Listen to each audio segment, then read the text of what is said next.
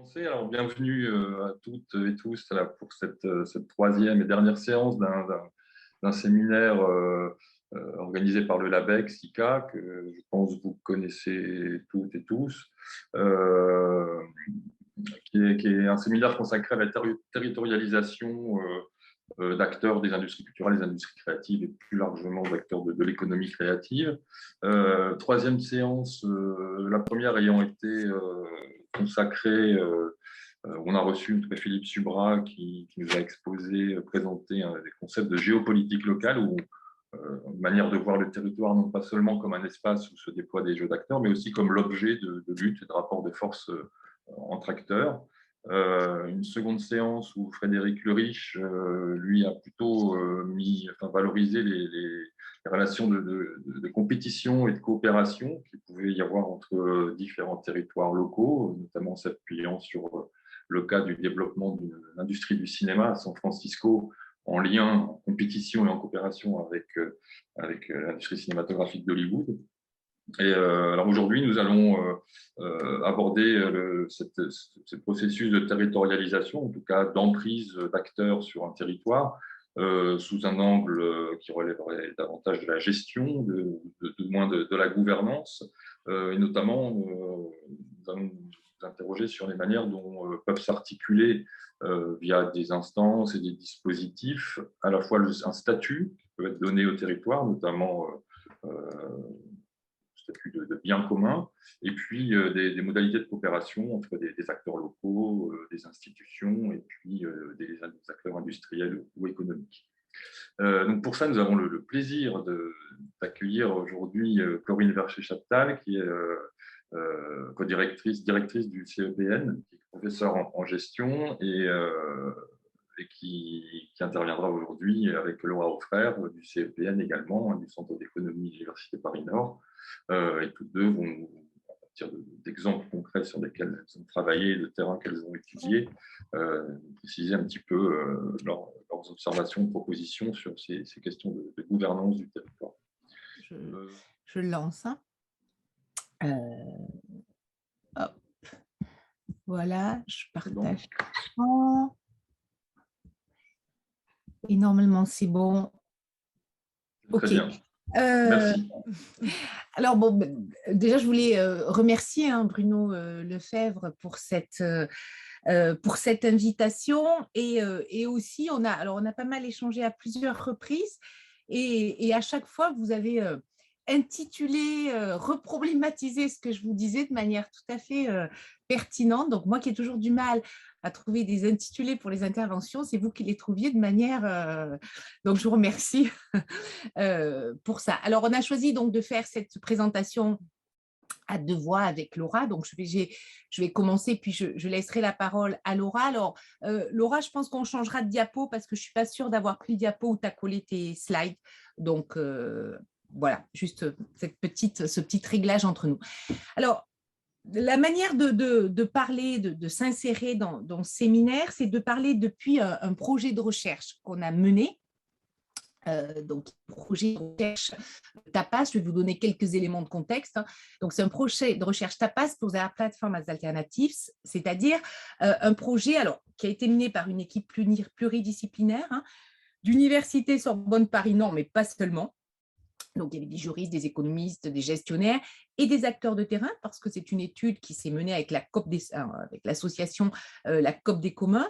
Et c'est une étude qui a porté en fait sur les expérimentations de plateformes alternatives aux grandes plateformes capitalistes telles qu'elles émergent sur le terrain en Europe, en France, en Europe, aux États-Unis. Notre terrain est français, et depuis une dizaine d'années, il y a quand même partout dans le monde des expérimentations de plateformes qui proposent des modèles émergents, puisqu'elles sont récentes, alternatives au modèle des grandes plateformes à tendance oligopolistique. Donc, c'est ce qu'on a étudié, et avec l'idée quand même que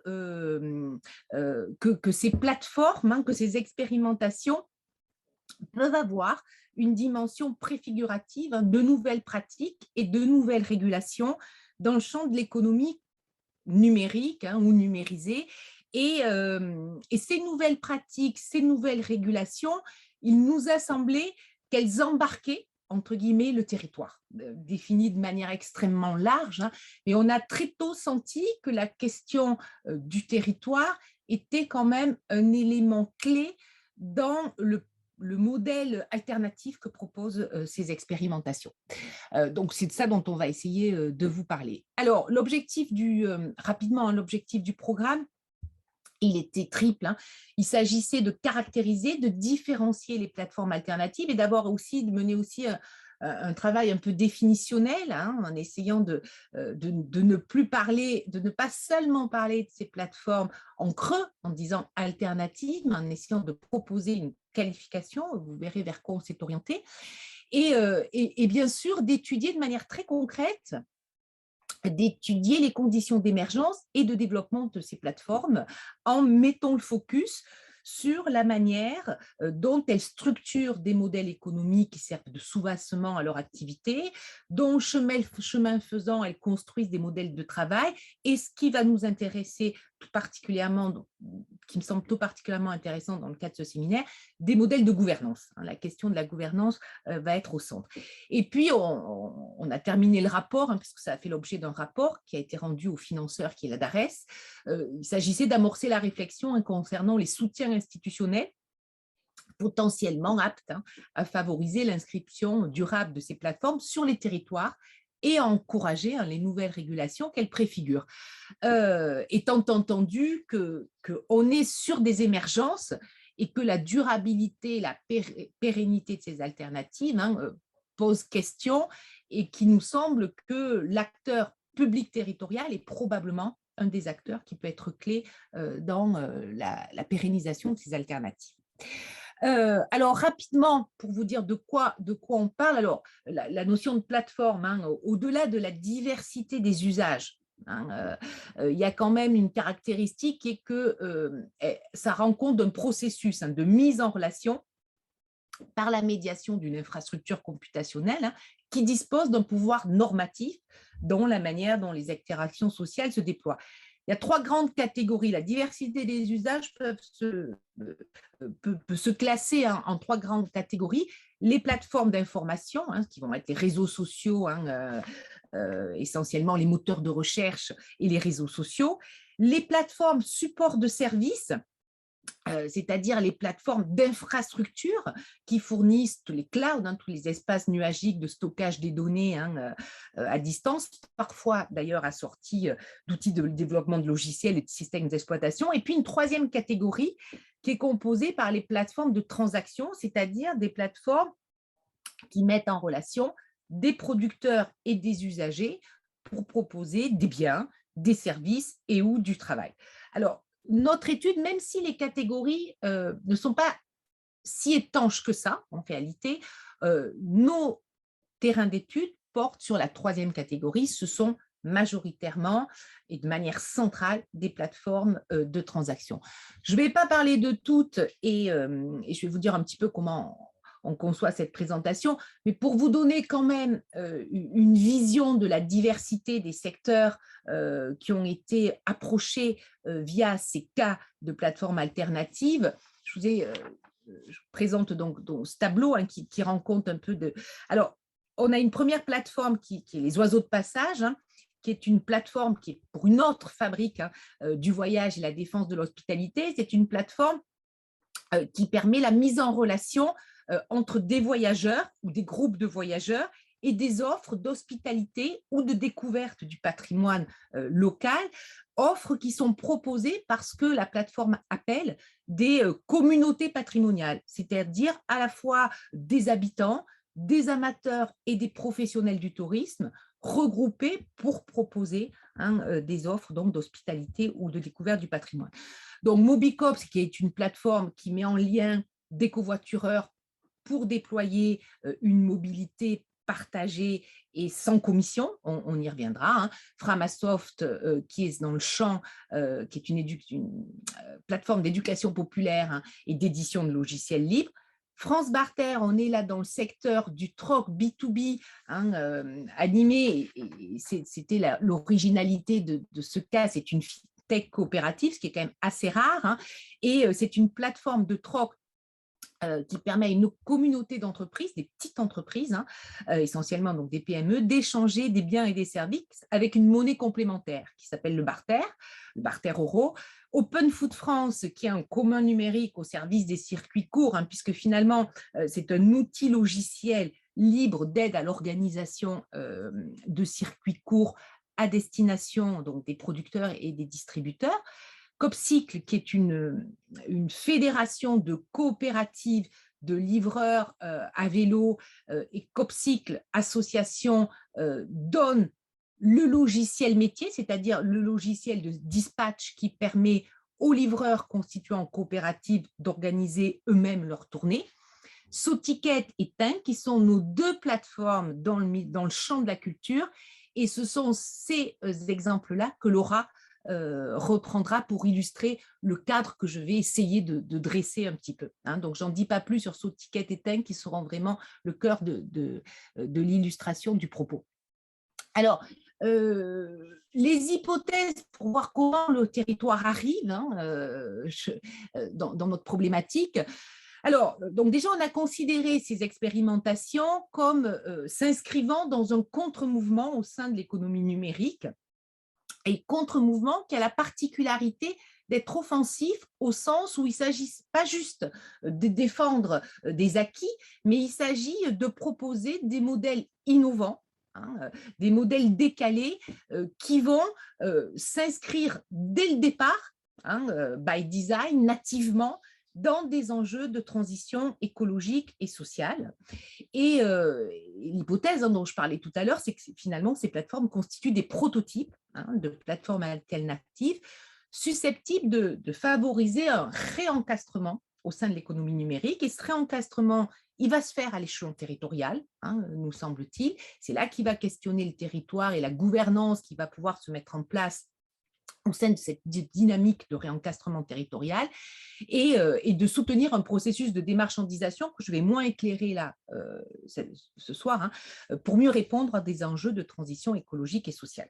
Alors, on a eu besoin pour saisir, je ne vais pas énormément le développer ce soir non plus, néanmoins, il faut quand même que je précise que pour saisir ce qu'apportait de novateur ces plateformes alternatives, on a eu besoin d'un cadre conceptuel qui nous permette de saisir les dynamiques économiques, parce qu'elles sont porteuses de dynamiques économiques, elles ont une activité économique. On a eu besoin d'un cadre qui permette de saisir cette dynamique économique au-delà des principes purement marchands. Donc, parce qu'on savait bien, on voyait bien que ce qui est en jeu, c'est certes de l'échange marchand, mais pas seulement. Il y a énormément de dynamique autour de ces plateformes et de l'activité, qu'il s'agisse du covoiturage, qu'il s'agisse de la livraison, qu'il s'agisse de l'organisation de circuits courts alimentaires. Il y a énormément de dimensions qui débordent l'échange marchand. Alors, pour ça, on s'est retourné vers le cadre de l'économie substantive, hein, qui justement, dont l'intérêt, je vous en parle juste 2 minutes, hein, je surveille le temps en même temps, je vous en parle 2 minutes parce que c'est quand même notre ancrage théorique. Justement, Polanyi, tout le travail qu'il fait dans son étude anthropologique de la naissance et de l'évolution du capitalisme, il dénonce hein, justement ce qu'il appelle le sophisme économiciste, c'est-à-dire la tentative de réduction de l'économie aux seuls échanges de marché. Et finalement, pour le grand intérêt que pose Polanyi, qu'apporte Polanyi, c'est de pouvoir saisir la dynamique économique au travers, certes, du principe marchand, mais d'autres principes qui sont notamment les principes réciprocitaires et les principes de redistribution, qui sont une dynamique forte de nos plateformes. Donc finalement, j'ai repris cette définition qui pose hein, que la définition substantive de l'économie, elle tire son origine de la dépendance de l'homme par rapport à la nature et à ses semblables pour assurer sa survie. Elle renvoie à l'échange entre l'homme et son environnement naturel et social. Donc finalement, l'économie substantive, c'est tout ce processus institutionnalisé. Alors le mode d'institutionnalisation, ça peut être le marché, mais pas que.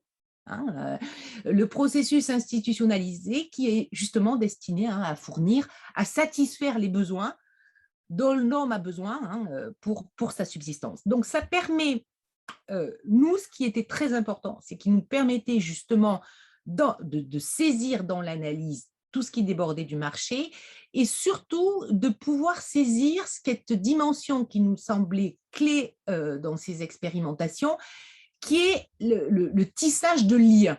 C'est l'importance qu'accorde la plateforme dans son activité, la plateforme, elle va vraiment générer et s'inscrire sur les liens et ça nous permettait.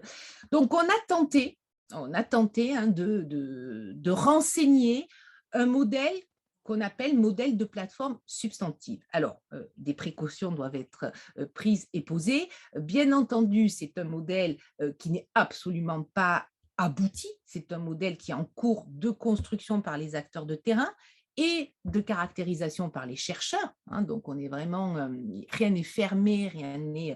Néanmoins, on avait suffisamment d'éléments pour essayer un petit peu cet exercice de commencer à constituer un petit peu un modèle. Alors, quelques éléments. Ce dont je vous parlais, une des caractéristiques fortes de ces plateformes, c'est leur dimension fédérative.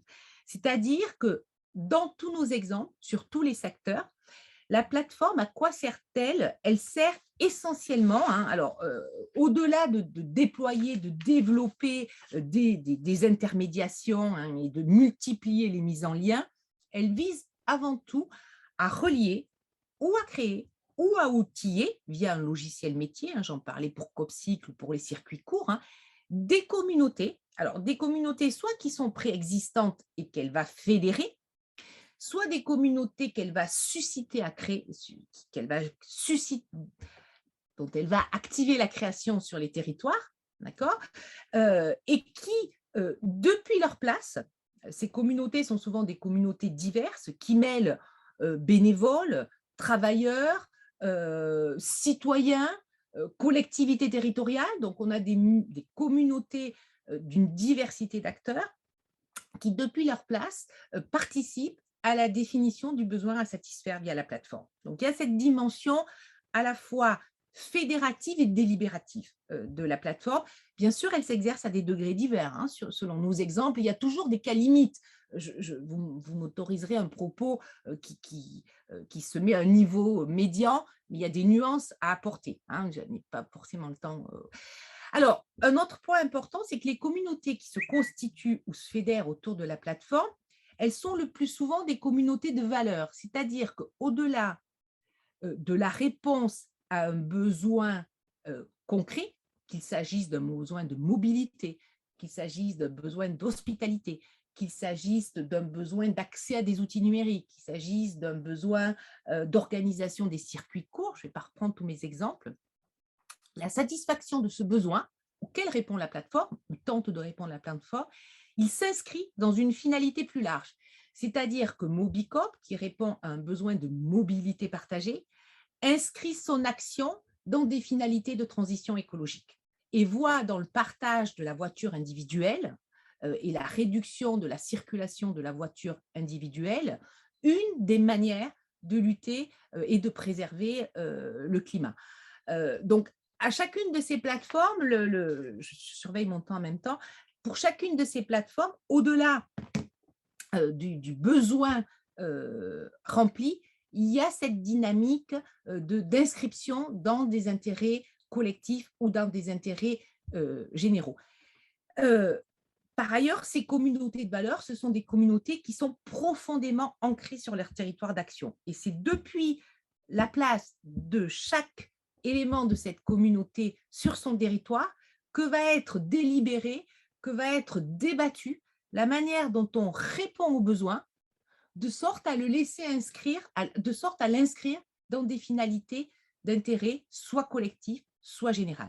Et c'est dans le cadre de ces finalités d'intérêt soit collectif, soit général, comme la participation à la transition écologique des territoires, c'est à partir de là que l'acteur territorial public va prendre part. Soit dans ses domaines de compétences, bon, la mobilité c'est un domaine de compétences, Mobicop organise aussi le transport solidaire à destination de personnes qui sont coupées de la mobilité, soit pour des raisons géographiques, soit pour des raisons financières. Là aussi, c'est une prérogative des départements, hein, la dynamique solidaire. Donc, voilà. Alors, pour terminer, donc, on a une dynamique de réencastrement, hein, contrairement aux plateformes capitalistes qui, elles, produisent un désencastrement. Eh bien, on voit que l'économie numérique peut être le terrain d'expériences de réencastrement qui ont une forte dimension spatiale ou territoriale, qui se constituent souvent autour de la création et de constitution de communs. Je ne vais pas rentrer dans le détail, je laisse peut-être pour la discussion pour ne pas trop empiéter sur le temps de parole de Laura, et qui finalement ouvrent des espaces de délibération collective, hein, pour inscrire l'activité justement de la plateforme dans des finalités de transition écologique et sociale.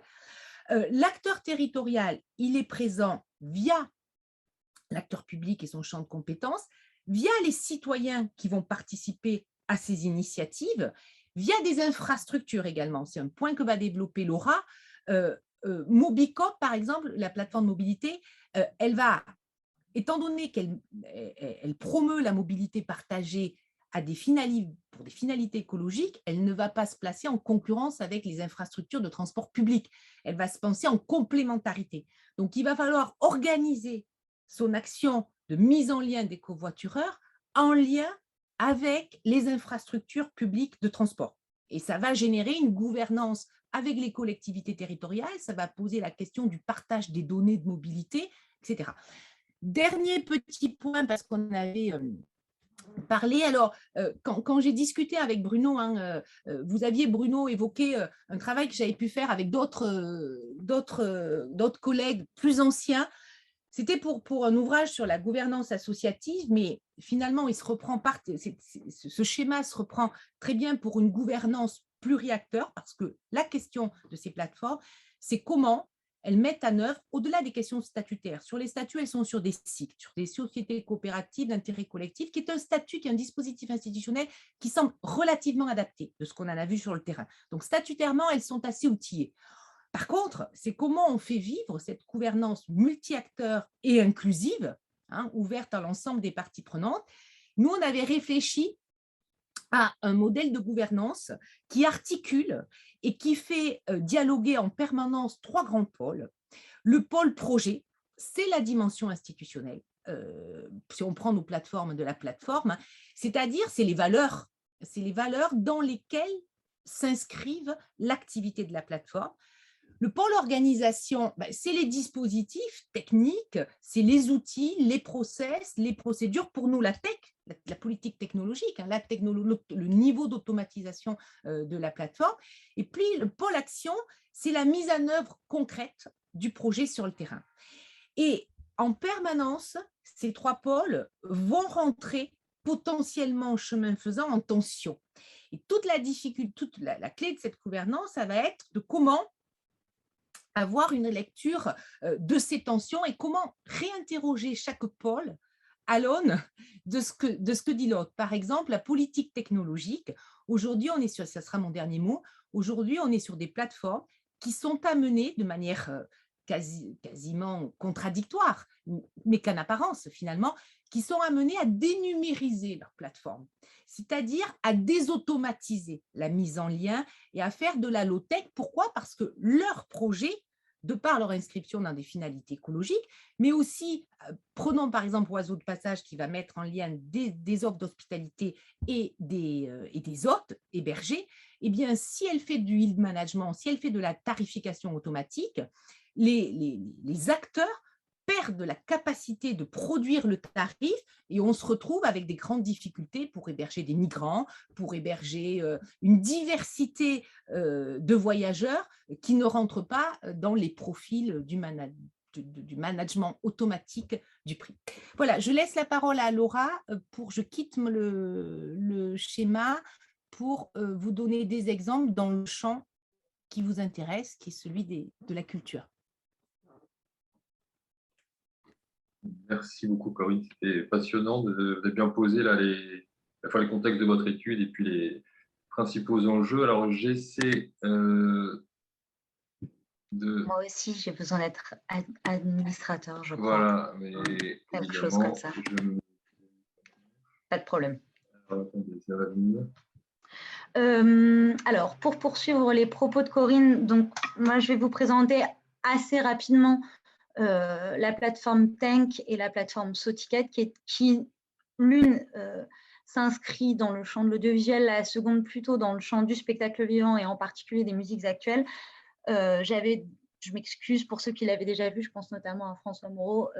J'ai repris un peu la présentation que j'avais pu faire au symposium avec SICA de l'année dernière, mais voilà, relu cette fois-ci avec le cadre théorique présenté par Corinne. Donc pour la plateforme Tank, elle est issue d'une histoire longue du territoire et c'est en ça qu'elle nous a apporté, je pense, un éclairage sur la dimension à la fois fédérative que soulignait Corinne et la dimension territoriale. Rapidement, la communauté finalement professionnelle du documentaire d'auteur qui est né et qui a donné naissance à Tank s'est fait à la fin des années 80, globalement dans un petit village d'Ardèche dans lequel il y avait un certain nombre de places, c'est-à-dire qu'il y avait des petites maisons, des appartements vacants et un groupe de jeunes producteurs et de jeunes réalisateurs très motivés, dont Jean-Marie Barbe, qui s'est fait le porteur de cette dynamique au niveau local, avec le propos qui était globalement, et sans trop le caricaturer, le suivant: il n'y a pas de raison que la production audiovisuelle soit exclusivement concentrée à Paris. Par ailleurs, le documentaire d'auteur porte un propos qui mérite de décentrer et de décentraliser l'organisation et de décentrer le regard. Pourquoi ne pas le faire en Ardèche? Donc, c'est essentiellement de ça qu'est issue Ardèche Images, c'est-à-dire que ce qui est intéressant, c'est que c'était déjà une diversité professionnels qui se sont réunis localement, des diffuseurs, des producteurs, mais aussi un centre de ressources et un programme de développement à l'international. Et puis tout ça s'est développé depuis les années 80 jusqu'en 2012 avec un pôle d'activité qui s'est étoffé notamment via l'hébergement de la formation professionnelle en direction des réalisateurs et scénaristes, avec en lien tout l'écosystème, entre guillemets, ou en tout cas tous les réseaux professionnels qui s'étaient constitués des producteurs et des réalisateurs autour de Ardèche Images. Tout ça a donné lieu à une structuration institutionnelle qui, au départ, s'est faite par un pôle territorial de coopération économique. Et ce qui est assez intéressant, finalement, c'est que le pôle territorial de coopération économique est arrivé, bien entendu, avant la plateforme Tank, puisque la plateforme date de 2017.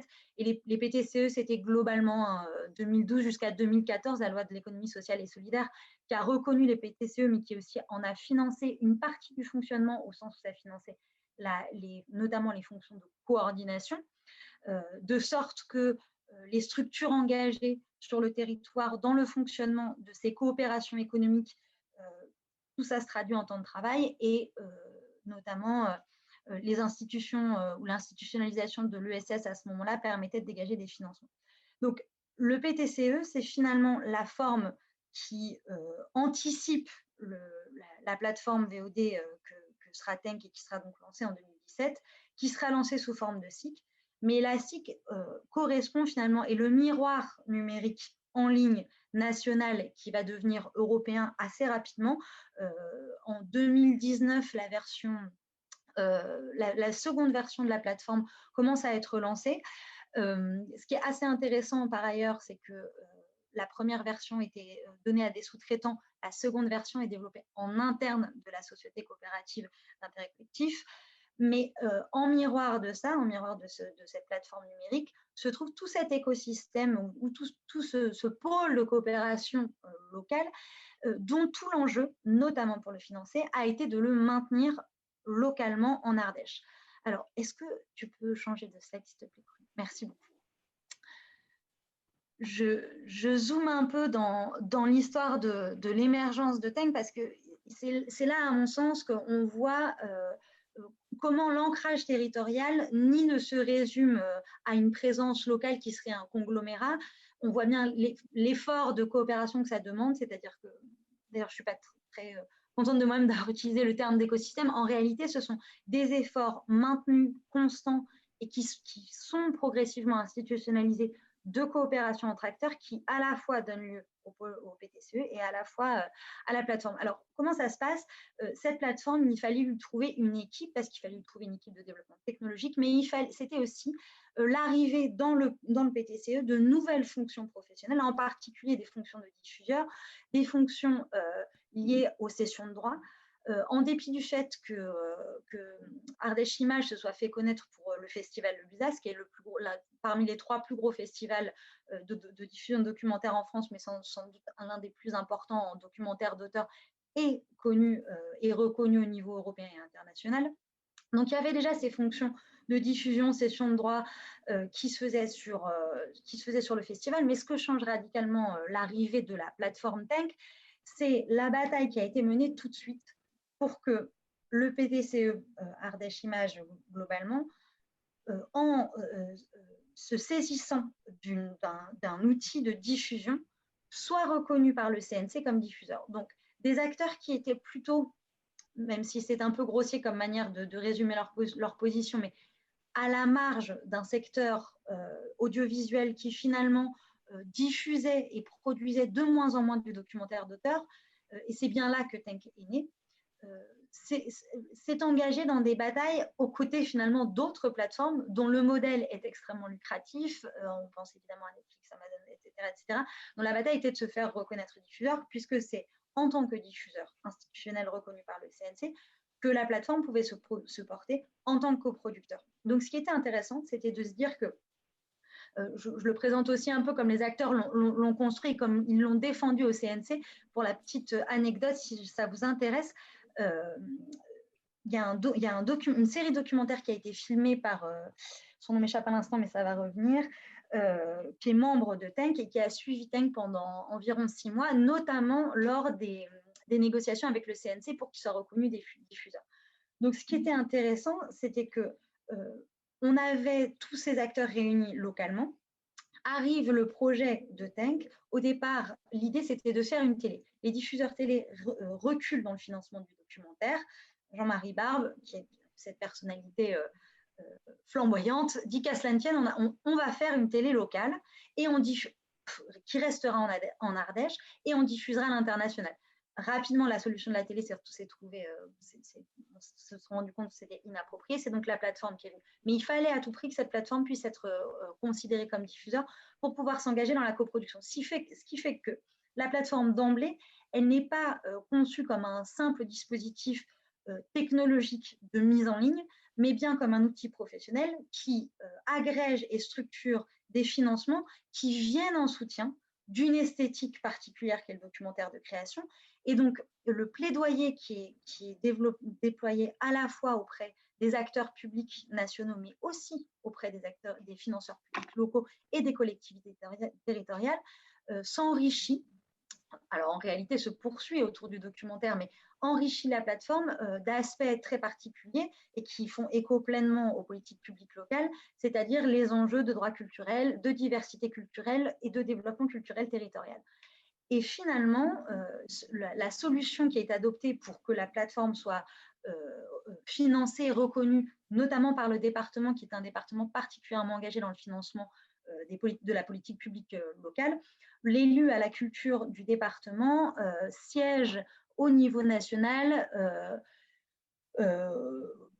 au Conseil des pratiques amateurs et s'intéresse particulièrement à la question des droits culturels. Donc, lorsqu'il a s'agi pour l'élu local d'aller défendre le projet Tank, il s'est saisi de cet argumentaire de la diversité culturelle en disant finalement, ce que la télé propose aujourd'hui, parce qu'elle a reculé sur la diversité de ses financements, c'est un cinéma qui ne nous parle plus ni du réel, pas forcément du quotidien, mais ni du réel, ni de ce qui relève du monde dans lequel les gens vivent, avec toute sa diversité. Et donc, ce qu'il est venu défendre en termes de politique publique territoriale, c'était l'accès pour les Ardéchois à d'autres voix, d'autres regards, qui parlent à la fois de la vie locale et à la fois du monde dans lequel nous sommes tous embarqués. Et donc, c'est assez intéressant de regarder comment est-ce que le lien s'est fait via le département, avec tout un tas d'autres structures, notamment des SMAC, les SMAC, le pôle des arts du cirque, etc., mais aussi avec un certain nombre d'entreprises. Et alors, évidemment, un des exemples qui est le plus souvent mobilisé par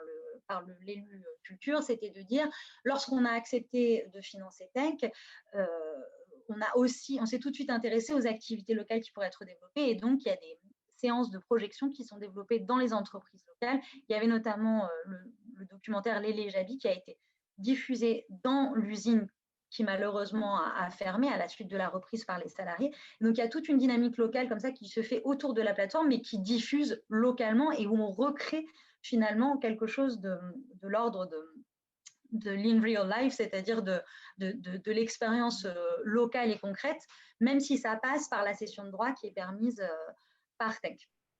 Deuxième élément très important, c'est que le département s'est engagé auprès de Tank lors de le dispositif, finalement, le second dispositif technologique le plus important qui a été développé par les porteurs de projets, c'est le bâtiment. Le bâtiment a au moins deux rôles centraux. Le premier, c'était tous ces petits groupes, tous ces professionnels qui étaient réunis dans le village se sont retrouvés réunis dans un bâtiment commun. Donc, évidemment, en termes de modalités de gestion, ça change un certain nombre de choses, ça fait des rapprochements, etc.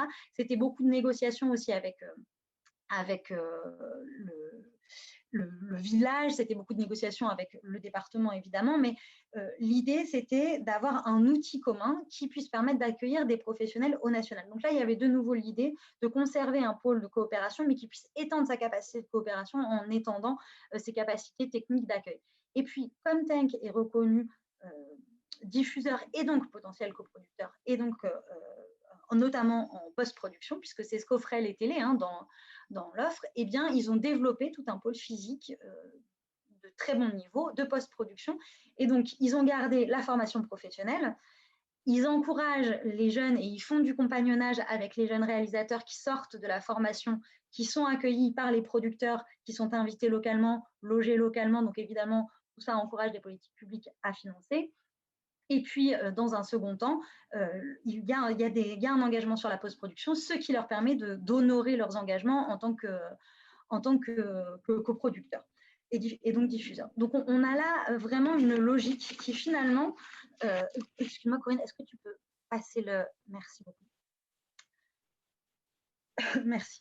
Et donc, finalement, ce qu'on voit, je ne sais pas si vous voyez, mais en bas de l'écran, on voit la plateforme Tank. Ce qui est intéressant, c'est que finalement, Tank correspond tout autant à la vie du village. Elle a déclenché le financement et la mise en œuvre de cette plateforme, a tout autant déclenché cette espèce de lestage par un bâtiment qui structure les financements publics au niveau local et qui permet à la plateforme d'honorer ses engagements qui sont faits vis-à-vis de la filière. Donc, on voit bien que l'enjeu, y compris d'ailleurs technologique, n'est pas que le fait de diffuser et de mettre en ligne un certain nombre de documentaires, mais s'imprègne de toutes les problématiques de la filière pour les recycler depuis une esthétique particulière qui est le documentaire d'auteur.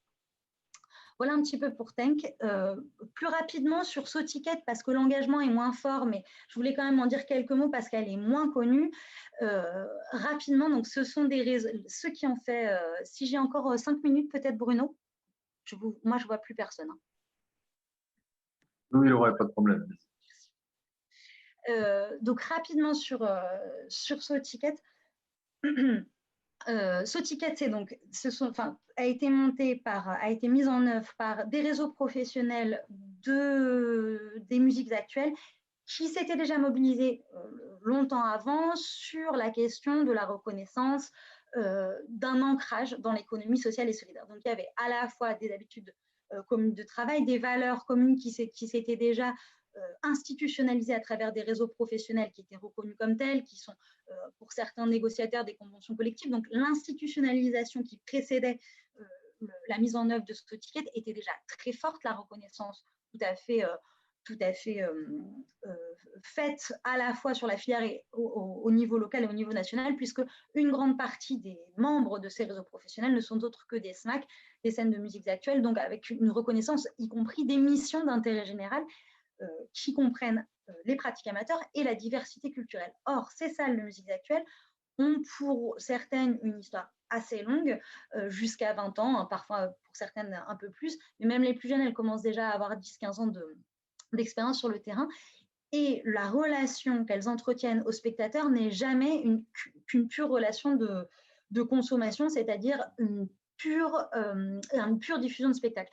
De par leur mission, notamment en tant que SMAC, elles développent un certain nombre de missions de médiation, de missions d'animation de la vie culturelle sur les territoires. Et donc, ce lien avec les spectateurs, il a toujours été épaissi d'un certain nombre de valeurs, d'événements, d'activités qui dépassaient largement la simple billetterie.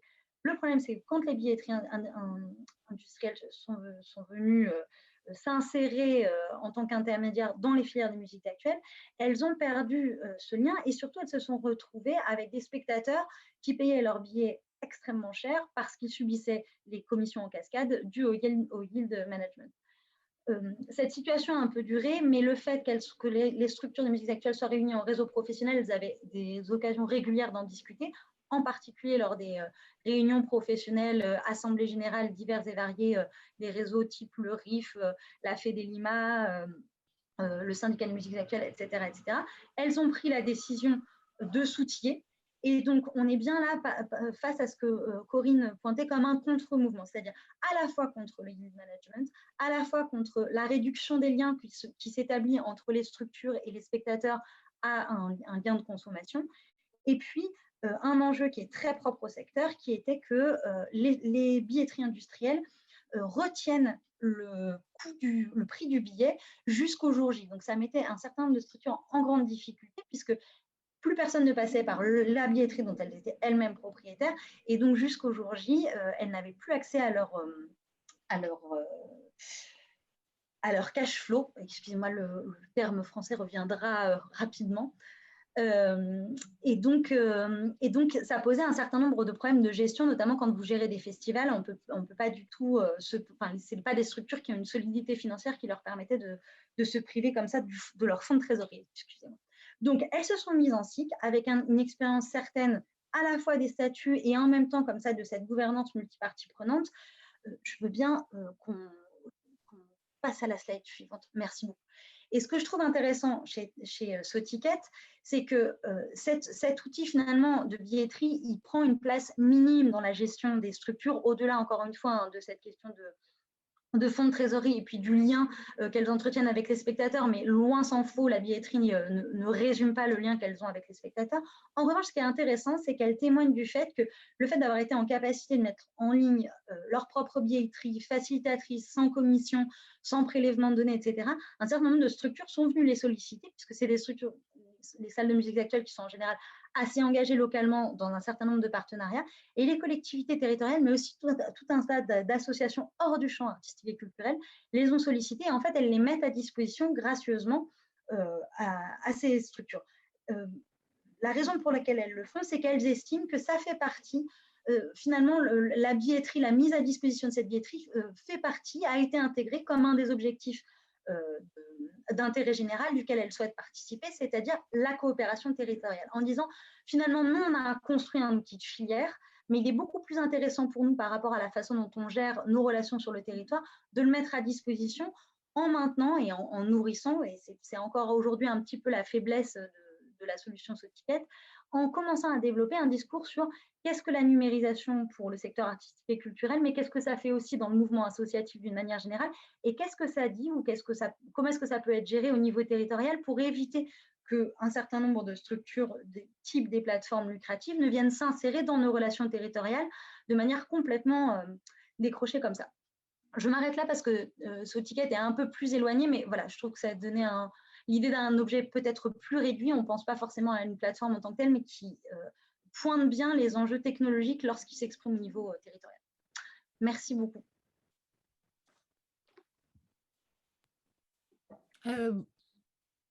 Ah oui, excuse-moi, je voyais. Tu n'as pas prévu d'autres conclusions, Laura? Je m'arrête là. Ok, d'accord. Non, peut-être pour terminer, je regarde, excusez-moi, je reviens, peut-être pour vous expliquer comment le lien avec peut-être les politiques publiques et au niveau territorial, ce qu'on a essayé de faire à l'issue de ce rapport, c'est qu'on a essayé pour chaque cas d'identifier la nature de la valeur un petit peu décalée qu'elles produisent, à forte composante quand même sociale et environnementale, qui ne peut pas être reçue comme telle par le marché parce qu'elle n'est pas produite parfaitement pour les critères marchands. Et donc, cette question d'un tiers contributeur pour cette valeur-là. Donc, on a essayé d'identifier ça. Et puis, en face, on s'est dit, mais il y a quand même, au travers de ces plateformes-là, il y a quand même l'émergence de renforcement de politiques publiques territoriales ou d'apparition de nouvelles catégories d'action publique. Et l'idée, c'est de dire, finalement, on peut s'inscrire avec de la co-construction avec l'acteur public territorial sur des catégories d'action publique un petit peu renouvelées, avec des enjeux aussi de construction démocratique de l'action publique au niveau des territoires et dans lequel le citoyen peut prendre part. On va peut-être s'arrêter là pour donner du temps aux échanges et à la discussion si vous le souhaitez. Ouais. Vraiment, merci beaucoup pour ces présentations qui montrent à la fois la diversité des projets et puis les questions, la variété des questions que ça soulève. Peut-être quelqu'un a une réaction ou une question d'emblée ou pas? Moi, je veux bien commencer pour lancer la discussion. Alors, merci Laura et Corinne pour cette présentation extrêmement intéressante. Et rassure-toi, Laura, je n'avais pas tout vu. En tout cas, je ne me rappelais pas de tout, donc il n'y avait pas de lézard. La question que je me pose en vous écoutant, elle est autour du positionnement de ces projets. Enfin, je voudrais savoir s'il peut y avoir une espèce de logique un peu générale ou si vraiment tous les cas sont très, très spécifiques. Parce que ce que je trouve très intéressant, c'est que c'est sur le positionnement de ces plateformes, de tous ces projets. C'est-à-dire que alors, si je me limite, c'est peut-être pas forcément le cas dans tous les autres domaines, mais pas loin quand même, j'ai l'impression. À chaque fois, on est dans les domaines où il y a quand même des gros acteurs, systématiquement, très dominants. Et le système des plateformes n'a pas amélioré les choses, au contraire. Donc, évidemment, les autres passages, on va penser à un positionnement vis-à-vis de Airbnb ou autre. Pour Tenk, on va penser à un positionnement vis-à-vis des plateformes audiovisuelles traditionnelles, etc. Et du coup, la question qu'on peut se poser, c'est alors, on voit bien que le positionnement à la marge du marché, la première question qu'on peut se poser, c'est est-ce que c'est une contrainte liée à ça? C'est-à-dire qu'on va là où il reste de la place, et là où il reste de la place, c'est aux marges du marché. Les documentaires d'auteurs, c'est clair que ce n'est pas ce qu'on trouve le plus, même si on en trouve un peu sur Netflix, sur les autres plateformes. Donc, est-ce que c'est une contrainte? Quand on veut lancer un projet comme ça, on sait de toute façon qu'on peut aller, on ne peut aller que aux marges du marché, sinon on se confronte trop brutalement aux gros acteurs.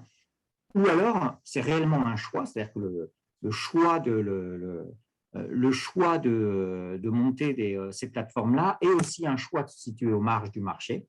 Alors, ça peut être quasi ça relève presque de la psychologie, cette question, c'est sans doute difficile de le trancher, mais je trouve qu'il y a cette première question-là qui est intéressante. En gros, c'est vraiment, est-ce que c'est un positionnement contraint ou si c'est un positionnement voulu?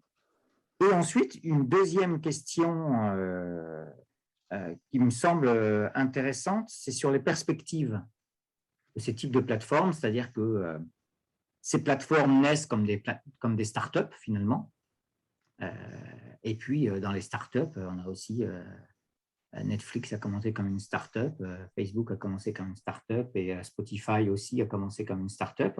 Et donc, est-ce que vous pensez qu'il y a un potentiel de développement, c'est-à-dire qu'on commence sur les marges du marché et pour certains modèles, il y a peut-être un potentiel pour devenir plus important, c'est-à-dire devenir en même temps un acteur plus important tout en gardant son positionnement un peu atypique sur le marché, ou est-ce qu'on sent clairement qu'on n'est que sur des modèles qui sont voués à rester dans la marge, alors servir sans que ça soit péjoratif, hein, mais donc à servir un segment de clientèle assez particulier, avec une logique assez particulière, etc. Donc voilà, donc, vous n'avez pas forcément de réponse à ces questions, hein, parce qu'elles sont quand même assez à la marge de votre présentation, mais voilà, moi, c'est les premières questions qui me viennent à l'esprit en vous écoutant. J'y vais, et Laura, j'y vais parce qu'elles sont pas du tout à la marge, hein, ces questions, François, et on se les est posées tout le long du projet. C'est fondamental, cette question de positionnement. Alors, plusieurs éléments de réponse à ta question. C'est fondamental, hein, cette question-là, pour ce qu'on a vu, pour la suite de ce qu'on a observé. Alors, c'est pas une contrainte. Déjà, ça a été un peu sur le modèle économique, ça a été quand même assez contre-intuitif. C'était pas évident de considérer sur les secteurs d'activité où chaque fois il y a un acteur oligopolistique en place, que les modèles économiques des alternatives n'allaient pas être dominés et dictés par l'acteur dominant. Et en fait, ils ne sont pas dictés par l'acteur dominant. Et c'est ça a été le premier élément qu'on a vu. On s'est dit, il y a un pas de côté. Dans ces alternatives-là, il y a un pas de côté. Et c'était d'autant plus évident pour nous à saisir qu'il y a un mouvement qui s'appelle le coopérativisme de plateforme, qui, lui, n'est justement pas dans le pas de côté et dans le copier-coller éthique du modèle dominant. Et tu parlais des oiseaux de passage, le secteur de l'hospitalité est très révélateur pour ça. On est en train de faire passer un papier, dans les révisions d'un papier là-dessus. Dans le secteur de l'hospitalité, il y a 3 acteurs. Il y a Airbnb, plateforme capitaliste dominant le secteur, Fairbnb, qui est le représentant de ce mouvement du coopérativisme de plateforme, qui est le copier éthique de Airbnb. L'idée, c'est de hacker le noyau technologique. On est sous statut coopératif et le fait d'avoir une propriété partagée doit permettre à la fois concurrencer Airbnb tout en étant respectueux des conditions de travail, etc. Et puis, il y a le 3e acteur, qui est les oiseaux de passage, qui, lui, propose une offre de valeur tout à fait décalée, qui n'est pas...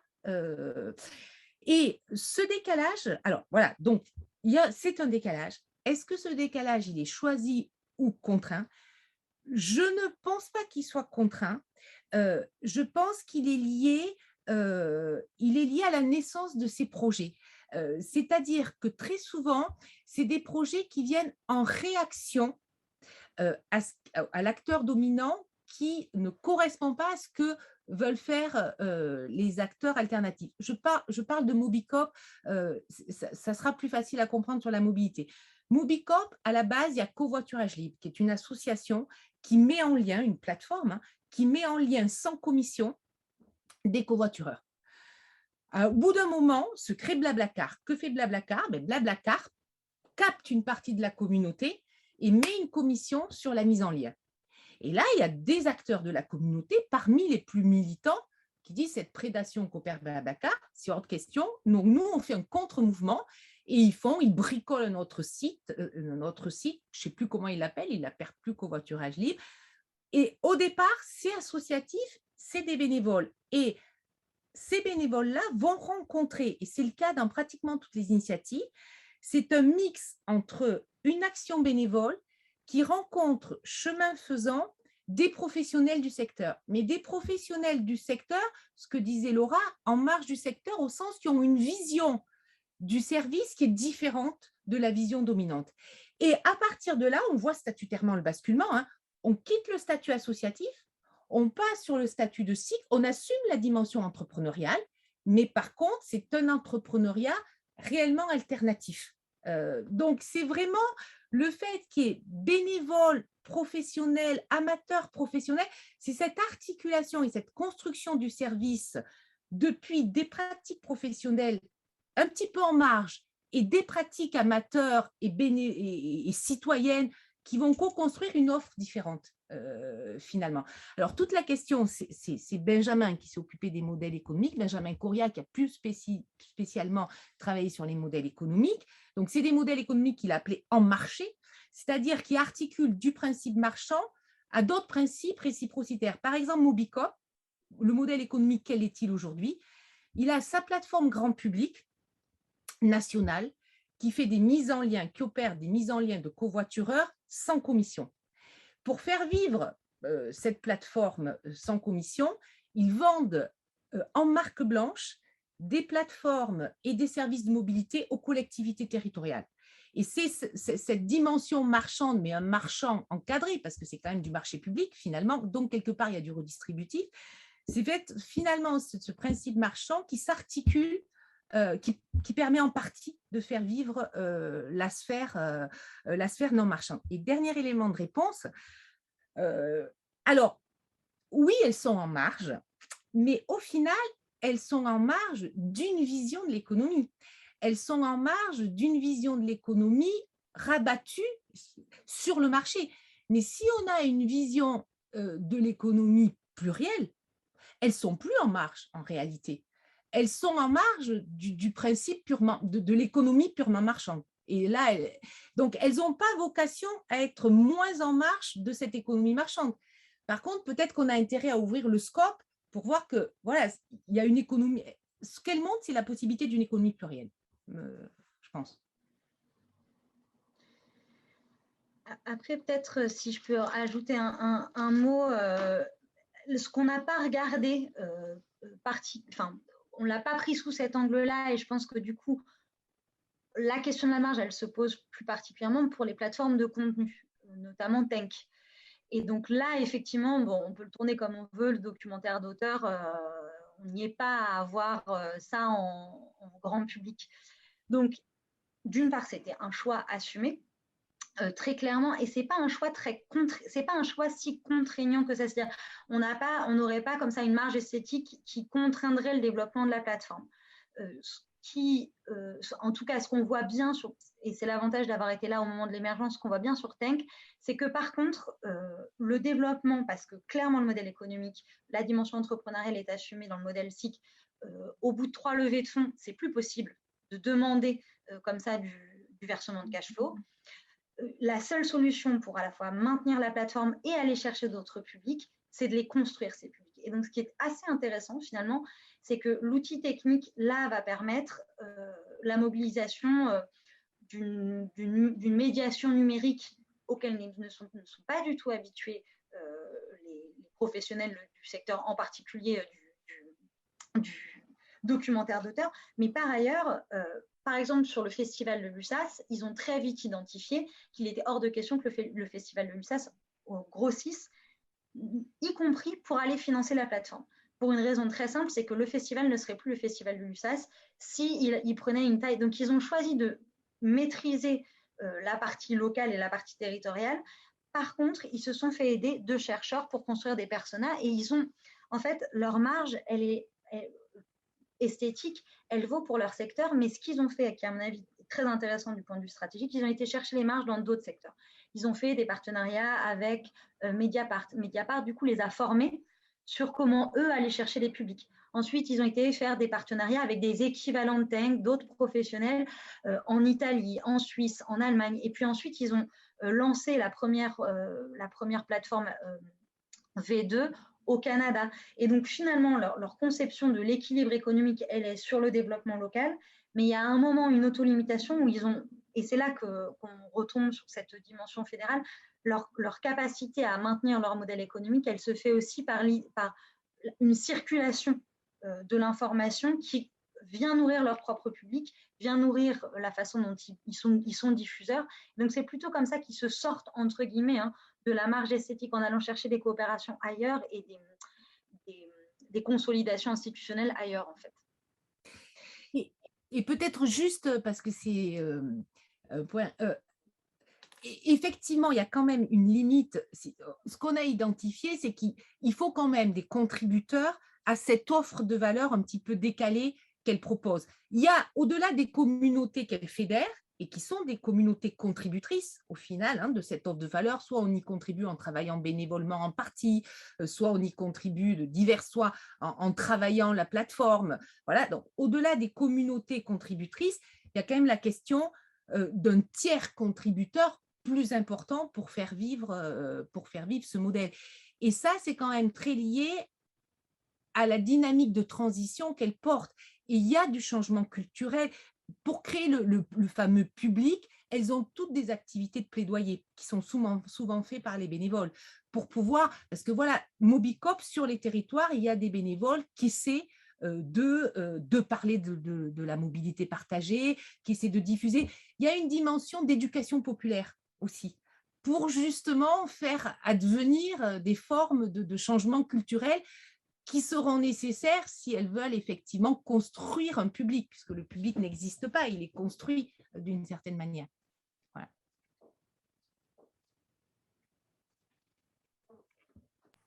Merci. D'autres remarques, questions?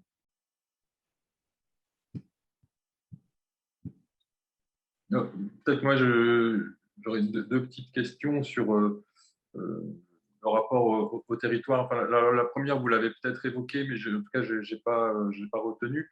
C'est que vous avez évoqué que la plateforme Tenk, notamment,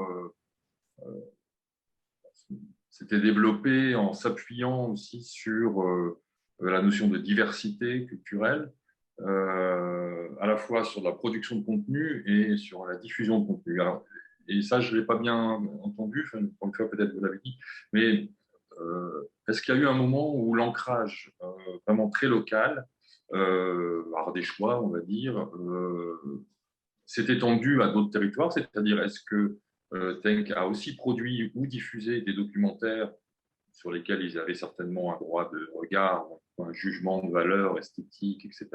En tout cas, est-ce que d'autres territoires que l'Ardèche ont été concernés par les activités de Tenk? Puis la deuxième question, c'est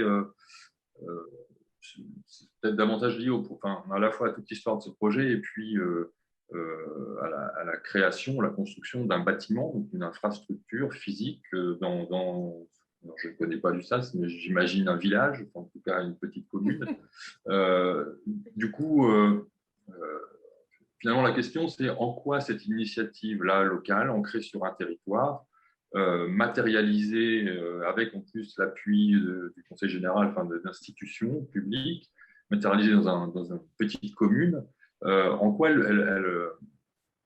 sinon elle bouleverse, mais du moins elle induit de nouvelles modalités de gestion du territoire par les élus locaux, par la population locale, au-delà du projet lui-même. C'est-à-dire, finalement, est-ce que le village de Lussa, quelque part, est devenu un peu un bien commun au sens où, par l'histoire et la démarche participative engendrée, initiée ou enclenchée par ce projet particulier de Tenk, de nouvelles modalités de gestion de la démocratie, de gestion du territoire, de la ville se sont mises en place et ont concerné finalement d'autres champs, d'autres secteurs que strictement l'activité de Tenk. Oui, je réponds rapidement à la première question parce que la seconde, à mon avis, est d'autant plus intéressante, elle est rarement posée. Alors, d'autres territoires qui ont été concernés, oui. Bon, pour au moins 3 raisons. La première, c'est que le réseau des producteurs de documentaires d'auteurs sont en général très en lien avec… bon, d'abord, ils sont répartis dans toute la France, donc évidemment, quand ils se portent coproducteurs, le documentaire va aller concerner tel ou tel autre territoire, ça commence par là, mais c'est surtout, à mon avis, la question la plus importante, c'est peut-être celle de DocMonde, qui là a quand même vocation à dire… à laisser s'exprimer d'autres voix, d'abord que des voix occidentales. Il y avait des partenariats, il y a encore aujourd'hui des partenariats très très forts avec le continent africain et en particulier la sous-région ouest africaine. Il commence à se développer des partenariats sur la zone Europe de l'Est, Europe du Sud-Est.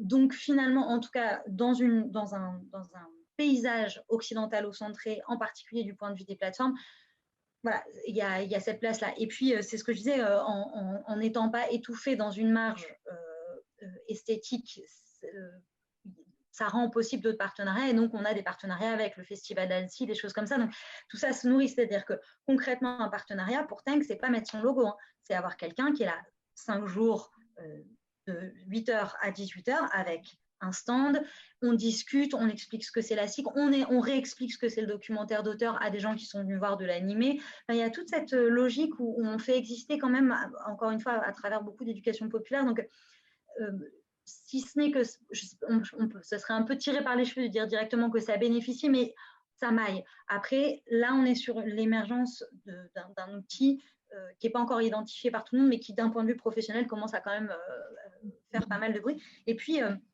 il y a le développement de la version européenne. Donc, les Italiens y ont déjà accès, les Allemands y ont déjà accès.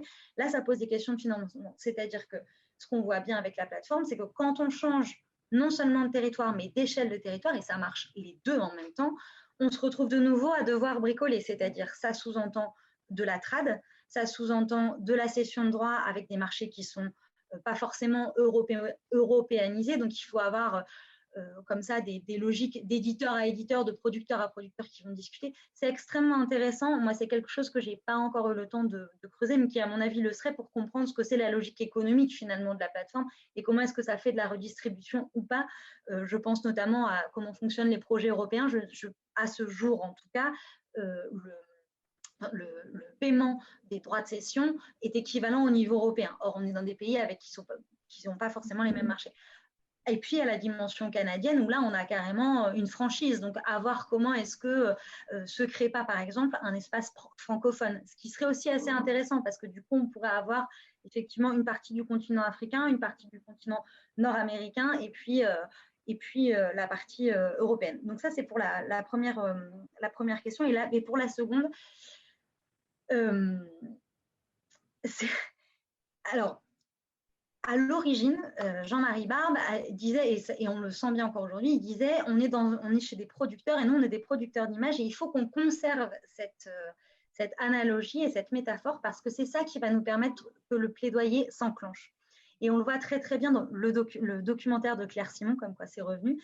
Claire Simon, ce qu'elle filme finalement, c'est à la fois le festival de l'USAS, l'émergence de Tank, et puis un jeune producteur qui nous explique le temps que ça lui prend d'avoir ses pommes calibrées, le temps que ça lui prend d'obtenir la confiance du distributeur parce qu'il est en bio, les coups de main locaux, etc. Et il vend une partie de sa production pendant le festival de l'USAS. Et en fait, ce qu'on voit là, finalement, c'est un peu la finesse de la façon dont le plaidoyer, à un moment, doit atterrir avec des logiques d'éducation populaire, c'est-à-dire que Jean-Marie Barbe s'est vraiment engagé, notamment avec l'élu culture du département, à faire de l'animation territoriale. Et alors, ce qu'il a fait là pendant le confinement, par exemple, c'est tout de suite d'avoir des mini-jauges pour avoir de nouveau du cinéma local.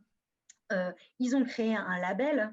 Donc, c'est à la fois le label Tank, mais c'est du coup aussi un peu le label de l'USAS, c'est-à-dire sans le rabattre sur une idée un peu chaotique d'authenticité dont on ne sait jamais jusqu'où est-ce qu'elle va nous emmener et jusqu'où c'est très intéressant, mais plutôt en disant finalement cet énorme bâtiment, parce que c'est un village de 500 habitants, comment est-ce que cet énorme bâtiment peut être visité ou donner à certaines personnes la curiosité de, pour une fois, venir au festival, puisqu'évidemment, la moitié des habitants ne venaient pas au festival, ou des habitants environnants. Donc, il y avait vraiment l'idée que ce bâtiment, ça puisse être un événement. Et puis, surtout, ce qu'ils ont fait, à mon avis, de très, très malin, c'est qu'au départ, et ça, le directeur de Tank le raconte volontiers, donc je me permets de restituer ses paroles, il rappelle quand même que lui, on l'avait fait venir pour faire un musée de l'image. C'est-à-dire qu'il a quitté ses fonctions, on lui a dit, on te prend, on verra bien comment on fera, t'inquiète pas, on va faire un musée de l'image. Bon, c'était quand même un peu plus compliqué que ça, de l'aventure dans laquelle il s'est lancé. Mais ils ont gardé cette idée en disant, on a les grottes Chauvet à côté. Et il y a un chercheur qui a fait sa thèse sur le fait que quand on passe devant les peintures rupestres une torche, il y avait des chevaux à 8 pattes, personne ne comprenait. Et donc, quand on passe la torche, les chevaux s'animent. Donc, ils sont partis de cette idée en disant finalement la première image animée, elle existait déjà dans les grottes. Et donc, on va tirer ce fil en disant c'est à l'USAS parce qu'ici, on a à la fois la création telle qu'elle se fait aujourd'hui et en même temps son histoire. Et donc, il y a tout un tas comme ça de récits qui commencent à se développer sur les territoires. Ils font encore une fois le lien avec les autres structures culturelles. Donc, finalement, c'est peut-être moins intéressant. Ça aurait été peut-être moins intéressant si les habitants s'étaient mêlés les habitants de l'USAS s'étaient mêlés directement d'un bâtiment tellement professionnalisé que la marge aurait été trop grande. Par contre, le récit collectif fonctionne assez bien, je pense, enfin, d'après ce que moi j'en ai vu. Merci. Fabrice, tu avais une question, une remarque? Oui. Bonjour tout le monde, je n'ai pas encore dit bonjour. Oui, non, j'avais, ça rejoint un peu les remarques que tu as faites, Bruno. C'est en fait dans le cas de l'USAS, on comprend parce que en fait on a une forme d'industrie culturelle, une petite industrie culturelle qui s'appelle le documentaire d'auteur, qui historiquement est très ancrée avec une longue histoire du festival de l'USAS, et on comprend bien finalement que cette plateforme coopérative, son ancrage territorial est lié à cette histoire en fait très, très particulière. Après, les communautés d'auteurs, de producteurs de documentaires d'auteurs s'agrègent en fait autour de l'USAS, parce que de toute façon c'est un des lieux principaux de rencontre, un lieu temporaire de rencontre, le festival de l'USAS. Et on comprend bien tout le rapport entre territoire ici et plateformes coopératives non marchandes face aux gros ogres que sont les plateformes globales. Mais la question que j'avais envie de poser, c'est quid dans les autres cas, notamment je pense à Framasoft ou à Mobicop. Est-ce qu'il y a la même histoire derrière? Enfin, c'est vraiment une question plutôt de curiosité. Mais en quoi, quel est le rapport au territoire de Framasoft, qui était cité dans la liste au départ, ou de Mobicop, voire même des oiseaux de passage? Est-ce qu'il y a le même type de petite histoire à raconter derrière? Est-ce qu'il y a le même type d'ancrage en fond de ces communautés au niveau du territoire? Est-ce qu'ils structurent? On comprend, par exemple, dans le cas de la plateforme Tank, hein, il n'y a pas de problème. La plateforme contribue à la configuration du territoire. Le territoire nourrit, pardon, le territoire nourrit le modèle économique, etc. de la plateforme. Ça, là, ça fait sens pour moi.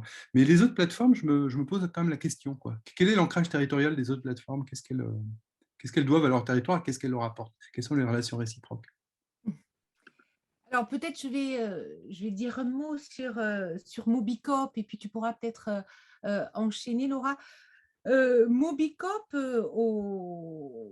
au fil de leur développement, enfin qui est rapide, hein, qui est court, quoi. Je veux dire, on a né que c'est pas non plus très ancien, donc assez rapidement, ils se sont centrés sur les trajets du quotidien.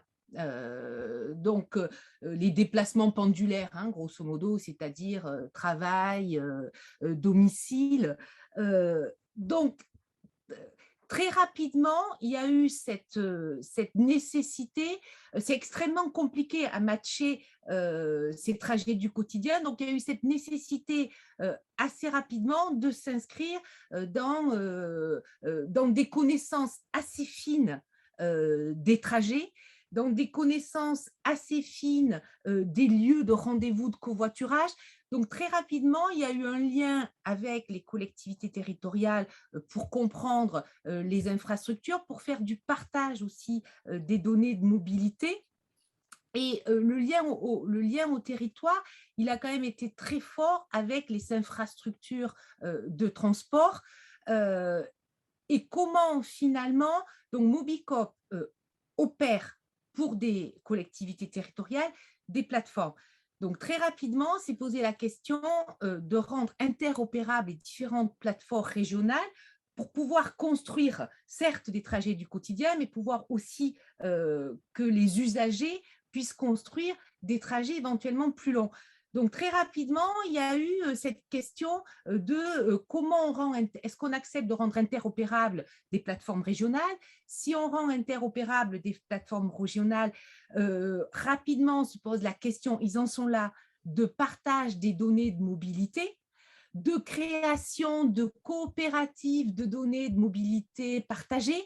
Donc, il y a toute cette réflexion avec les acteurs territoriaux publics en charge des infrastructures publiques pour cette mise en place, ce maillage du territoire qui permet d'avoir une expérience utilisateur, voilà, de pouvoir, moi, je peux construire à la fois mon trajet du quotidien, mais je peux aussi faire un covoiturage plus long, voilà, et avoir toutes les informations à la fois de qui peut faire le trajet avec moi, mais où vont être mes points de rendez-vous à la sortie d'un transport collectif. Oui. Non, enfin, oui, je comprends bien. Mais ce que je veux dire, c'est que la plateforme Tank, peut-être, elle n'aurait pas pu naître ailleurs qu'à l'USAS, puisque la communauté qui la Ouais. protège, c'est comme tandis que Framasoft, alors je prends l'exemple de Framasoft qu'on a un petit peu mieux que Mobicop, mais Framasoft, ça aurait pu naître n'importe où, en fait, partout où il y a des activités des éditeurs open source, etc. Et ça n'a pas un ancrage au sens où, voilà, tandis qu'on voit mal Tank, par exemple, partir de l'USAS, Ouais, aller au FID à Marseille, parce que le FID, c'est très différent au niveau des festivals. Enfin, c'est une histoire particulière de cette industrie culturelle qui fait qu'il y a bien un ancrage et qu'il y a vraiment un lock-in territorial à ce niveau-là, ou quasiment un lock-in. Tandis que le Mobicop, moi, ce que je n'arrive pas à comprendre, c'est pourquoi c'est localisé. Enfin, est-ce que la communauté est plus élargie et au fond, il n'y a pas tant d'histoire, il n'y a pas une histoire comme aussi forte de rattachement au territoire. Donc, c'est pour ça, par rapport à la présentation, au titre de la présentation, je me demandais voilà, quel était le lien par rapport à... Est-ce qu'il y avait une différenciation à faire entre justement ces plateformes coopératives, entre celles qui sont bien inscrites dans des communautés, parce que toutes sont protégées par leur communauté. Framasoft est protégé par rapport à d'autres plateformes, au sens où c'est plutôt militant, quoi. On vient chercher chez Framasoft des outils parce qu'on a envie de protéger sa vie privée, etc. On va chez, je ne sais pas qui, les oiseaux de passage, parce qu'on a envie d'avoir, d'être plus pro-environnement, pro-respectueux des, je sais pas, des dimensions sociales, etc. Et on ne va pas ailleurs. Mais la communauté, encore une fois, elle est beaucoup plus large et beaucoup plus étendue géographiquement que la communauté de Tank, qui est plus particulière. C'était ça, en fait. Est-ce qu'il n'y a pas une différenciation à ce niveau-là à faire? Je te donne la parole, Laura. Certainement juste, et je ferai une précision après aussi, il y a quelque chose d'un peu équivalent sur les oiseaux de passage qui sont historiquement nés d'une autre coopérative qui s'appelle Hôtel du Nord. Et où là, c'est vraiment les habitants des quartiers nord de Marseille qui ont souhaité, au moment de Marseille, capitale culturelle, ont hébergé, ont fait de l'hospitalité et ont une vraie volonté de faire connaître le patrimoine social et culturel des quartiers nord de Marseille différemment de ce qui pouvait en être diffusé, de l'image qu'on pouvait en avoir, et qui ont commencé à construire notamment des balades urbaines dans les quartiers nord de Marseille, qui a abouti même à la construction d'un GR, d'un chemin de grande randonnée. Et il y a eu, c'est de cette communauté des quartiers de résidents des quartiers nord de Marseille qui ont ouvert à l'hospitalité pour faire découvrir le patrimoine social et culturel des quartiers nord de Marseille, qu'ensuite c'est développé, c'est sur ce modèle-là que s'est développé les oiseaux de passage et que Hôtel du Nord a agrégé, créé et fait en sorte que se créent sur d'autres territoires des communautés patrimoniales de cette nature. Donc peut-être que oui, sur Oiseaux de passage, il y a quand même un premier ancrage territorial et qui va être retravaillé de cette manière sur les autres territoires, en lien avec le patrimoine local très fortement. J'ai une précision à vous. J'ai un train à prendre. Je suis désolée. Il va falloir dans 5 minutes que je me déconnecte. Donc, Laura, je vais t'abandonner. Et je suis désolée, mais je ne peux pas. Je peux pas tâcherai de survivre, mais de toute façon, allez, c'est les temps. on va s'en occuper. Je n'en doute pas. Bon, je écoute ta réponse et puis je disparais rapidement. Merci de votre accueil. Merci beaucoup, Corinne. Non, simplement pour poursuivre par rapport à ce que disait Corinne, ce qu'on a identifié, c'est que finalement, plus l'infrastructure de la plateforme, elle est exclusivement numérique, entre guillemets, plus le rapport au territoire, de toute évidence, il est délié. Mais il est délié, ça ne veut pas dire qu'il n'a pas d'ancrage, ça veut dire que l'ancrage, il s'exprime différemment. C'est aussi le fait d'utiliser à la fois le terme de territoire et de communauté au singulier qui fait qu'on se mélange un peu les pinceaux, dans le sens où il est bien évident que même pour Mobicop, ils n'ont finalement aucune infrastructure. La voiture est une propriété individuelle et le reste des infras, c'est département, route nationale, etc. Donc, eux, en tant que tels, ils n'ont pas d'infra, quoi. En revanche, s'il n'y a pas des gens qui se connaissent sur un territoire, qui font fonctionner le trajet quotidien et qui donc écrivent d'autres trajets sur un territoire y compris du point de vue des trajets qui a été pensé pour un certain nombre de pratiques, etc., etc., la plateforme ne fonctionne pas. Alors, peut-être que la plateforme n'a pas vocation à fonctionner à cet endroit-là, sauf que comme ils s'inscrivent dans une perspective de transformation environnementale, en fait, ils accrochent leur plaidoyer au territoire en disant, en fait, au quotidien, vous allez pouvoir trouver l'intérêt de modifier vos pratiques. Et là, la plateforme vient équiper. Donc, en fait, il me semble que par rapport à cette question d'un territoire unique ou d'être saisi par un territoire, il y a peut-être deux dynamiques différentes. Il y a un endroit où ça vient en plus et d'autres où on le fait atterrir au fur et à mesure. Il y a un tissage progressif. Et pour finir là-dessus, Framasoft, on va très bien. Framasoft, ils sont n'importe où. C'est-à-dire que concrètement, ils sont tous en télétravail. Donc, ils sont n'importe où. Par contre, maintenant qu'ils ont fait les chatons précisément parce qu'ils ne voulaient pas en étant partout, ils étaient aussi extrêmement centralisés. Ils ont déframasoftisé le web en 2019, je crois. Et donc, ils ont fait les chatons. Et dans la charte des chatons, donc, les collectifs d'hébergeurs solidaires, c'est-à-dire des solutions qui sont faites au niveau local de manière bénévole ou professionnelle en direction de tous les publics, il y a l'obligation de rencontrer au moins une fois dans l'année les gens qui vous prennent les services, c'est-à-dire l'obligation de remettre ce lien territorial. Et puis, donc ça, c'est la première dimension. Et puis, Framasoft a atterri d'une manière tout à fait différente, c'est-à-dire qu'ils ont refusé l'ancrage sectoriel en tant que producteur de logiciels et ils ont été s'engager dans le mouvement associatif. Et donc, par exemple, ils sont extrêmement actifs à Lyon lorsque les Républicains sont passés à la présidence de la région et qu'il y a à peu près 50% des subventions aux associations qui sont tombées. A été mise en œuvre la coalition qui maintenant est devenue nationale. Ils s'y sont tout de suite engagés. Donc, ça se tisse par d'autres entrées que la plateforme technologique en tant que telle. Merci. Bertrand, à vous la parole. Vous levez la main, je pense. Oui, merci Bruno. Alors, il est trop tard pour remercier Corinne, mais merci à Laura pour son intervention. Oui, moi je reviens au début de la discussion. Je crois que c'est François qui posait la question du positionnement marginal, contraint ou voulu. Hein. Je reprends cette question-là en la connectant à la question du développement, de la croissance de ces plateformes. Est-ce qu'il n'y a pas, est-ce que vous avez regardé ça,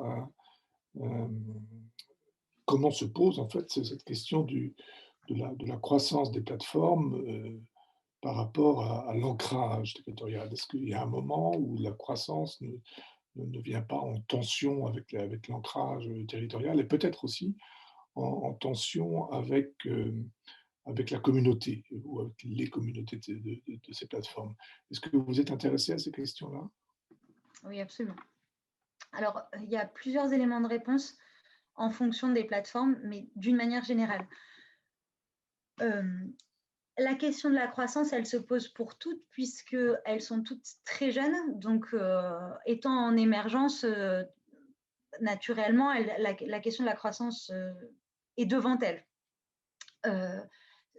L'économie plurielle dont elles sont porteuses invite aussi, du coup, à poser la question de la croissance d'une manière un peu différente. Salut Fabrice.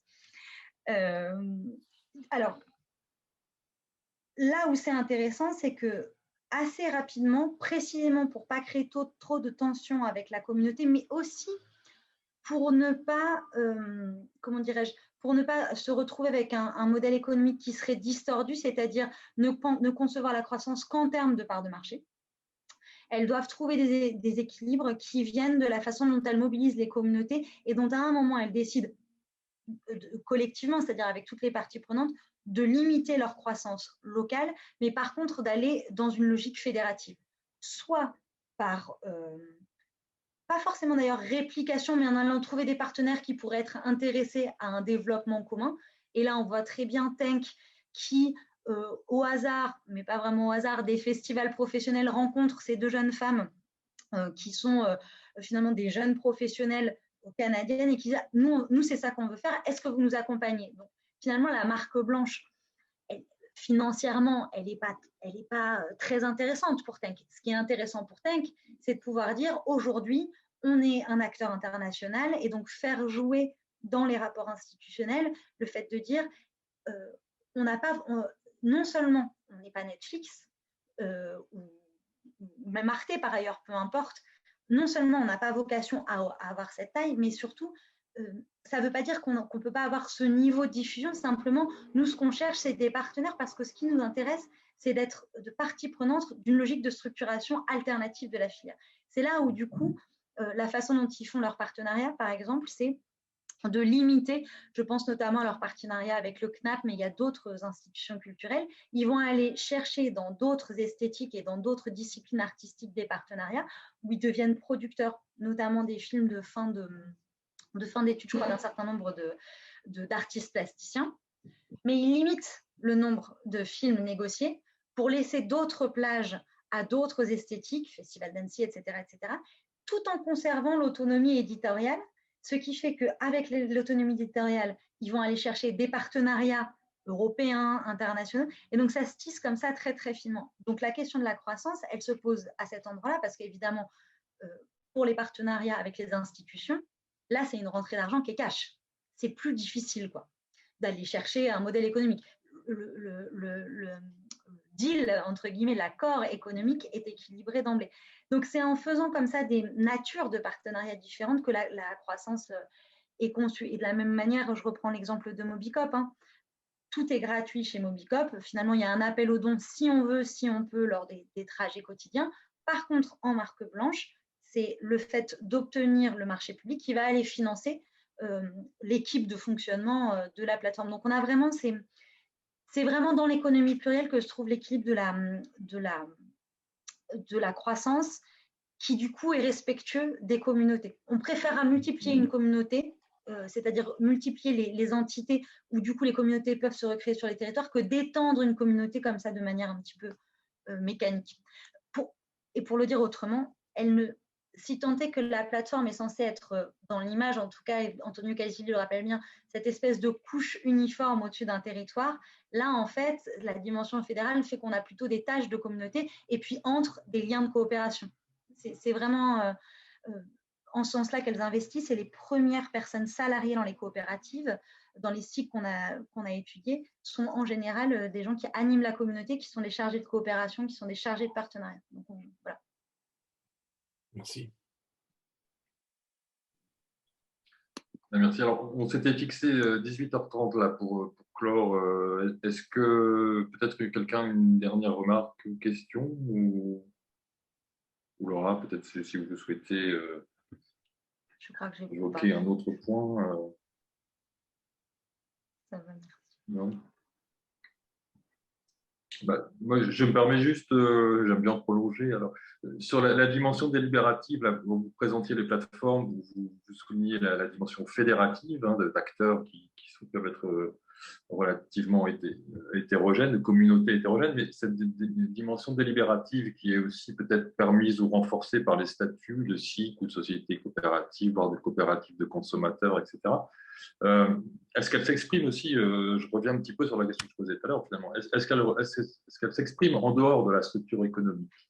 C'est-à-dire, est-ce qu'elle induit aussi une autre manière de délibérer, de prendre des décisions, par exemple sur les questions de mobilité, quand vous disiez que Fabrice soulignait peut-être la difficulté à avoir le rapport au territoire, moi sur Mobicop, je le vois aussi là-dedans, c'est-à-dire dans le fait que cette plateforme, pour le service qu'elle rend et avec le fonctionnement qu'elle a choisi de développer, finalement s'ancre sur le territoire en coopérant avec les acteurs traditionnels du transport public et du coup peut-être en faisant aussi bouger leurs pratiques ou même leur modèle économique ou leur offre de services, etc. Et donc cette dimension délibérative, c'est-à-dire jusqu'à où on peut dire que les modalités de gestion de ces entreprises, ces activités économiques débordent ou un petit peu des effets aussi sur d'autres dimensions de la gestion du territoire. Pour reprendre l'exemple de Mobicop, à mon avis, il y a deux choses qui sont très frappantes. La première, c'est que les bénévoles de Mobicop sont invités à organiser régulièrement sur leur territoire des rencontres pour parler de la mobilité partagée, etc., pour animer la communauté de bénévoles. Et puis, pareil, une des premières fonctions salariées, ça a été cette fonction de coordination en interne pour faire circuler les informations. Il y a pas mal d'outils qui ont été développés. Et donc, les bénévoles outillés de ces éléments de langage, ces éléments de présentation, vont aller chercher d'autres acteurs sur le territoire et donc vont partager finalement cet objet qu'ils ont essayé de faire émerger à l'intérieur d'un secteur qui est quand même très structuré, qui est la mobilité partagée. Les acteurs publics ne vont pas beaucoup bouger parce que finalement, le rôle des acteurs publics dans la mobilité, c'est tellement infrastructurel que ça devient un peu compliqué. Mais à la marge, il y a des choses. Par exemple, aller négocier son aire de covoiturage, ce n'est pas un détail pour plein de raisons, à la fois des questions de sécurité, des questions de praticité, des questions du coup de mais on le met où est-ce que ça paraît rien, sauf qu'en réalité, c'est un peu ça quand même, la vie des techniciens locaux, des élus locaux, c'est de discuter de la place du parking, de l'éclairage public, enfin, toutes ces choses qui font réellement le territoire vécu, quoi. Donc ça, il y a ça. Et donc, en ce sens-là, je rajouterais aussi quelque chose qui est peut-être que ça décale un peu la façon dont on planifie le territoire. Parce que là, comme on a des communautés qui disent nous, on auto-organise un certain nombre de services, la planification, elle ne peut plus se faire seulement sur la logique de l'acteur public. Elle ne peut plus non plus se faire forcément exclusivement sur l'acteur privé parce qu'il y a des choses où ça va créer des mobilisations. Cela dit, à mon avis, l'autre élément vraiment intéressant, pour reprendre, pour rester sur la question de la mobilité, c'est vraiment intéressant de voir qu'on a donc ces coopératives de données qui sont envisagées. On ne sait pas très bien jusqu'où l'acteur public, s'il est pris dans cette coopérative de données, va pas être tenté d'aller modifier son offre, des choses comme ça. Là, c'est pareil, c'est aussi des choses qui sont un petit peu en émergence. C'est un peu difficile de le voir. Par contre, ce qu'on voit bien, c'est que ça suscite un intérêt, le fait d'avoir des usagers qui viennent discuter régulièrement de la mise en œuvre des services, c'est-à-dire que ce n'est plus que les professionnels qui, par exemple, dessinent la plateforme. Notamment quand ils font le mois de la mobilité solidaire, quelque chose comme ça. Bon, là, typiquement, c'est les bénévoles qui sont réunis en groupe et qui ont dit, voilà, nous, on veut avoir un peu de ludification de la plateforme, et c'est eux qui ont été jusqu'à faire les dessins, et c'était les développeurs qui devaient exécuter. Alors que d'ordinaire, on a plutôt une surprofessionnalisation presque de ce genre de choses. Et donc, ce qu'on oublie souvent, c'est que ces bénévoles qui sont engagés, ils viennent eux-mêmes de métiers, de pratiques, du territoire depuis leur petite entreprise, le fait d'être, j'en sais rien moi, fonctionnaire territorial, etc. Et en fait, ça rentre par là aussi finalement. Et puis, à mon avis, un dernier élément qui était intéressant, c'était la façon dont Mobicop a pu, comment dirais-je, confronter ces logiques de mobilité à des choses qui dépassaient le projet initial, mais dans la logique de transition. Par exemple, ils se sont associés au crédit coopératif, je crois, ou à la Maïf, à la Maïf et à Enercop, en disant on va faire une offre groupée, et donc on va faire une offre transsectorielle où du coup, en tant que consommateur, vous pouvez vous engager sur 3 secteurs différents à financer la mobilité, à financer la transition environnementale, et donc à changer vos pratiques. Donc là, on commence à voir qu'il y a aussi un espèce de tissage comme ça. Alors, la mobilité ne vient pas forcément informer cette chose-là, mais voilà, elle est mise un peu comme ça au contact, quoi. Après, je trouve ça plus difficile à le dire pour les autres plateformes, à l'exception des oiseaux de passage, encore une fois, parce que l'ancrage territorial est tellement fort que là, on voit très bien tout de suite comment le secteur de la restauration, le secteur de l'hôtellerie est tellement, et du tourisme est tellement à la jonction d'autres secteurs que tout de suite, quand on change, l'objet hospitalité avait déjà pour fonction finalement de remixer un peu un certain nombre d'autres secteurs qui étaient à touche-touche, quoi. Ouais. Bien, merci beaucoup. Ouais. Bon, écoutez, je vous propose qu'on se quitte pour ce soir. Puis j'espère qu'on aura l'occasion d'échanger à nouveau, notamment via l'APEX. Merci je vous souhaite l'invitation. une bonne soirée. Bertrand, peut-être un petit mot de revoir un petit mot pour te remercier, Bruno, d'avoir organisé ces 3 séances. Vraiment, moi, j'ai trouvé beaucoup d'intérêt. Et je crois que c'est Fabrice qui l'écrivait avant de partir. J'espère vraiment avec lui, et je ne pense pas qu'on soit que 2, qu'on pourra prolonger ça à la rentrée. C'est vraiment intéressant et vraiment vraiment très satisfaisant. Donc, merci à toi, Bruno, merci à Laurent. Hein, Et merci à vous tous. et puis aux autres. Passionnant. Merci Merci à beaucoup. tous. À bientôt.